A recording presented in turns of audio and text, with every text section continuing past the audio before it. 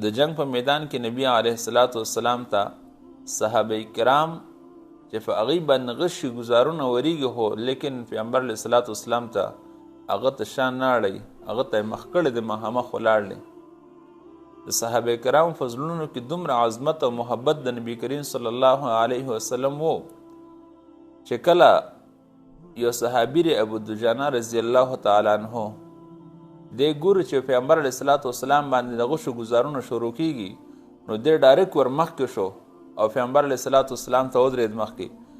نو دا غشي به راتلل نو دی ځان سره سوچ کوي که د غشو طرف ته محکومه نو بل شا د پیغمبر علیه الصلاۃ والسلام راځي نو زما شا به پیغمبر علیه الصلاۃ والسلام ته راشي نو ډېره بېادبي به رانه وشي. دا زه بېادبي ګڼم چې پیغمبر علیه الصلاۃ والسلام ته ما شا اړولی او مخ مې دې طرف ته غشو طرف ته اړولی نو دا غشو طرف ته شا واړوله او د پیغمبر علیه الصلاۃ والسلام ته مخ واړو وي هسې نه چې بېادبي رانه ونه شي.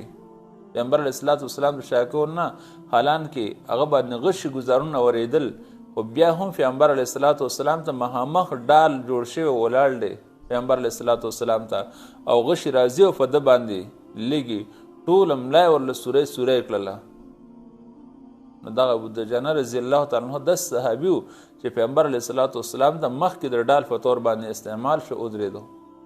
دومره مینه یې ورسره د پیغمبر علیه السلام سره چې په دومره سخت ټایم کې یو غلطه پیغمبر علیه الصلاۃ والسلام بچ کړي چې هسې نه دواړو جهانو سردار مبارک باندې غشي ګزار ولګي،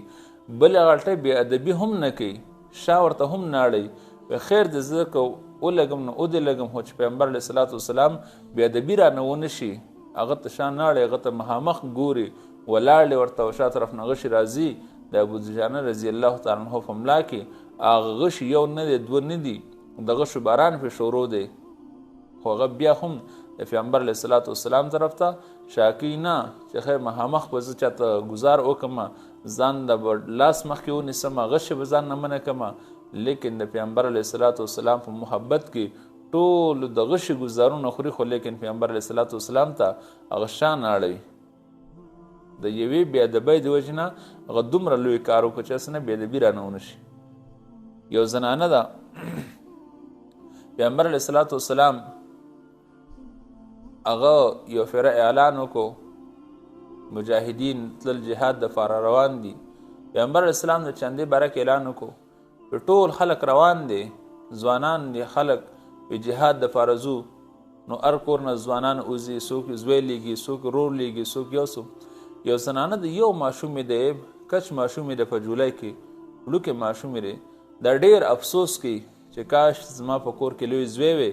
ما د جهاد دپاره لیږلی وی ورور مې وی که ما جهاد دپاره لیږلی وی زما په کور کې یو ځوان نشته دی زه جهاد دپاره څوک ولیږم. هلته پیغمبر علیه الصلاۃ والسلام اعلان کوي او زما په کور کې یو کس نشته دغه یو ماشوم دی په هغې کې وړوکی ماشوم دی او پیغمبر علیه الصلاۃ والسلام اعلان وکړو جهاد دپاره ځو. دغه زنانه ډېره زیاته پریشانه ده خو دغه غېږ کې د ماشوم یې راواغستو او په جړا باندې را چې کاش زما په کور کې څوک لوی وي چې ما د پیغمبر علیه الصلاۃ والسلام ته ورکړی وی چې د الله رسول دی قبول کړئ بوځئ ځان سره جهاد له ستاسو ته مخکې ډال په طور باندې استعمال شي وبدرېږي ستاسو باندې که څوک ګزار کړي نو دی به ورته مخ کړي. دغه زنانه جاړې ډېره زیاته پریشانه ده. د دې یو وړوکي غوندې کې ماشوم دی هغه یې راواغستو ولاړه دواړو جهانو سردار مبارک ته وي د الله رسول دی قبول کړئ ځان ته دی واخلي. پیغمبر علیه الصلاۃ والسلام ورته فرمایي چې ای زنانه دې سره مونږ څه کوو بیبي دې سره مونږ څه کوو دې ماشوم سره مونږ به خپل ځانونه بچ کوو مونږ به د خپل ځان حفاظت کوو جنګ به کوو که دغه ماشوم به ګرځوو. هغه بیبي هغه زنانه ورته وایي د الله رسوله کور کې مې زوی نشته چې ویلیږم د الله رسوله بل څوک شته دی نه ځوان نشته دی چې هغه زه جهاد دپاره ولیږم د الله رسوله دغه ماشوم بچی مې دی الله رسوله دی واخلی دی قبول کړئ. ای زنانه څه به ورسره کوو ای بیبي څه به ورسره کوو. هغه زنانه ورته وایي د الله رسوله چې کله مجاهدین لاړ شي جهاد دپاره او هلته په دغه صحابو باندې دی کله جهاد کوي چې کله دی باندې غشي ګزار څوک کوي نو زما دا بچی دی ورته مخکې کوي چې زما په دې بچي باندې ګزار لګي که د تورې ګزار زما را ماشوم بچی دی مخکې کوي چې زما د مجاهدین بچ کېږي دغه صحابان بچ کېږي تاسو بچ کېږئ. که څوک د غشو ګزار کوي د الله رسول زما را بچی دی ورته مخکې کوي دې د خیر د ولګي هو د الله رسوله چې تاسو صحابه کرام بچ کېږئ دومره وړوکی ماشوم داسې به څوک وکړي الله رسوله چې کله دشمن در باندې رغشو ګزارونه کوي نو دغه ماشوم بچی دی دا واخله او دې قبول کوي او دې څه وکړي چې کله مجاهدین هلته جهاد کوي نو هغې ته خیر زما را بچی دی ولګي دې د پکې شهید شي ما سره نور هېڅ څه نشته ځوانان نشته دی ختم شي د الله رسول چې تاسو بچ شئ دغه مجاهدین صحابه کرام بچ شي دومره به د نبي کریم صلی الله علیه وسلم سره مینه محبت کوي یو زنانه ده هغې خپل سر ویښته داسې راواغېستل او راغلله پیغمبر علیه الصلاة والسلام ته فرمایي د الله رسول دا ویښته واخلې دا قبول کوي دواړو جهانو سردار مبارک ورته فرمایي ای بیبي دې سره موږ څه کو دې ویښتو سره موږ څه وکړو هغه پیغمبر علیه الصلاة والسلام ورته فرمایي دې سره موږ څه کوو هغه زنانه ورته وایي د الله رسوله دا واخلی او چې کله مجاهدین لاړ شي جهاد دپاره او د اوبو ضرورت ورته رافیغ شي اوبه راخیجي او دې سره فړی نه نو زما د ویښتو نه به رسۍ جوړه کړي او دا به بوکې ته واچوي د کوی نه پې اوبه راخیجي د کوی نه پې اوبه راوخیجي نو مجاهدین به اوس کړي دغه صحابه کرام به دغه اوبه اوس کړي نو خیر د زما د ویښته څه وکړه دا ځان سره قبول کړي دومره به یو زنانه د ګنډانه د استر نه دا راوړله پیغمبر علیه الصلاة والسلام ته یې ورکړله د الله رسول هېڅ شی نشته نور په کور کې راسره هېڅ نه و ویې زنانه دې سره مونږ څه کوو د ستنې سره مونږ څه کوو د الله رسول مجاهدین ځي که چېرته کې چا کپړې وشلېږي نو په دې باندې د یو ځان له کپړې وګنډي الله رسول دغه ستن مې وس کړه دا قبول کړه دا واخلي د پیغمبر علیه الصلاة والسلام سره دومره مینه بلال رضی الله تعالی عنه د رسول الله صلی الله علیه وسلم سره دومره محبت و چې کله بلال رضی الله تعالی عنه په مدینه منوره کې پیغمبر علیه الصلاة والسلام په نظر را نغی یعنی پیغمبر علیه السلام دنیا نه لاړ تشریف یې وړو او پیغمبر علیه الصلاة والسلام یې په سترګو ونه لیدو نو د کله پرېښوده مدینه منوره پرېښودله دته د کلي کې پاتې کېدل ډېر ګران شو دلته کې مدینه منوره کې چې دواړو جهانو سردار نشته زه به دلته پاتې کېږم دی لاړ بس ځان له یو هوش بیابان ته لاړ هلته کې خپله زندګي تېروله بالکل خاموشي د چا سره ملاقات نه کړي د خفګان مقام دی یو فیرا خوب ویني پیغمبر علیه الصلاة والسلام ورته فرمایي